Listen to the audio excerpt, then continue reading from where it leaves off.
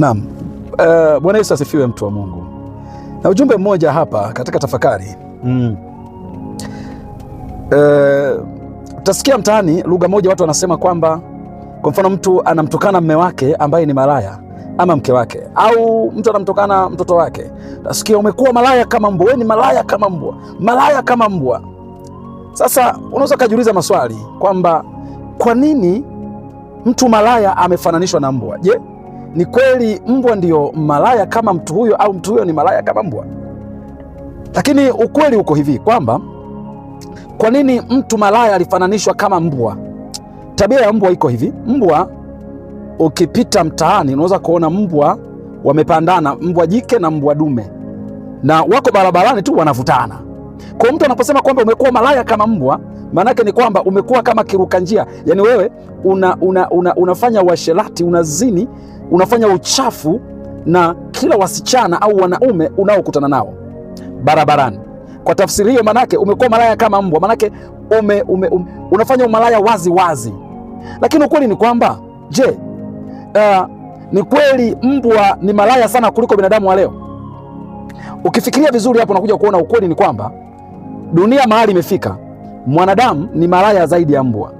Kwa sababu leo hii unaweza kaona wanawake wamejipanga Sinza wanajiuza, wanawake wamejipanga sehemu fulani kwenye karibu kila mikoa kuna maeneo ambayo watu wanajiuza, mabinti wanajiuza.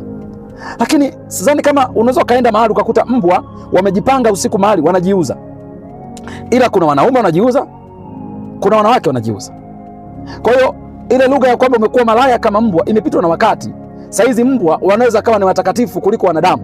Wanadamu wanafanya uchafu kuliko mbwa. Jitafakari wewe, level ya umalaya uliokuwa nayo, je, inamzidi mbwa, inafanana na mbwa? Sikiliza, unaweza kapita mtaa mzima usikute mbwa jike na dume wakipandana, lakini siku hiyo ukakuta asilimia kubwa ya wanaume wenye ndoa wamechepuka, wako wanafanya uzinzi. Usiku vibinti vitoto kwa wanaume kike vya kiume vinajiuza. Maanake ni kwamba mwanadamu, uchafu, umalaya umepitiliza level ya mbwa. Bado nafasi ipo. Mungu alikuumba, alikupa huo mwili kwa sababu maalum. Hakukupa huo mwili ili uutumie katika uasherati, kwani kuna siku ambayo utakuja kujibia kwamba kwa nini ulifanya uchafu huo. Ndio unajitetea, unasema kwamba mimi nafanya haya kwa sababu nawatafutia watoto kipato.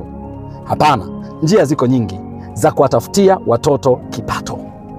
Usifanye njia ya umalaya, usifanye uzinifu. Leo hii wako wadada ambao wamekubali, kwa sababu kumekuwa na wimbi kubwa la kukosa kazi, ajira, wako radhi kutoa miili yao ili wapate ajira. Ndio maana kuna wakati nilikwambia unaweza kawa unagombana na mtu kwenye ofisi fulani, usijue jinsi alivyopata kazi kwenye ofisi, ilibidi alasimishe mwili wake, na baada ya kutoa mwili wake wengine walipata magonjwa mpaka wakapata na virusi vya ukimwi. Kwa hiyo yupo kwenye kiti lakini ana maumivu ya muda mrefu. Kwa hiyo kuna wakati unaweza kumuona huyo mtu ni katili, lakini kumbe ukatili huo ni kwa sababu alishamkosa Mungu, akaingia akapata kisu chenye maumivu makubwa sana. Nakwambia tumaini ni Yesu Kristo. Yeye ana uwezo wa kukusafisha dhambi zako. Anasema katika Ezekieli 18 kwanza mstari wa 20 ya kwamba hata kama dhambi zako zilikuwa nyingi kiwango gani, yeye hafurahii kifo cha mtu mwenye dhambi. Anasema ni afadhali atubu na kuiacha njia yake. Kwa Mungu anakupenda. Hata kama umechoka, umekata tamaa, Mungu anakupenda. Usiendelee kufanya ukatili kwenye hicho kiti kwa sababu ya kwamba uliingia kwenye kazi kwa njia ambazo zina majuto mpaka leo. Mungu anaweza akasafisha moyo wako, akasafisha maisha yako, na ukawa mtu mwema, ukawa mtumishi mwema. Njoo kwa Yesu. Mwili huo kuna siku unatakiwa kuutolea hesabu. Uliutumikishaje? Je, hilo hekalu la Mungu ulilifanya kwa ajili ya mavuno au ulilifanya kwa ajili ya wanyang'anyi? Njoo kwa Yesu.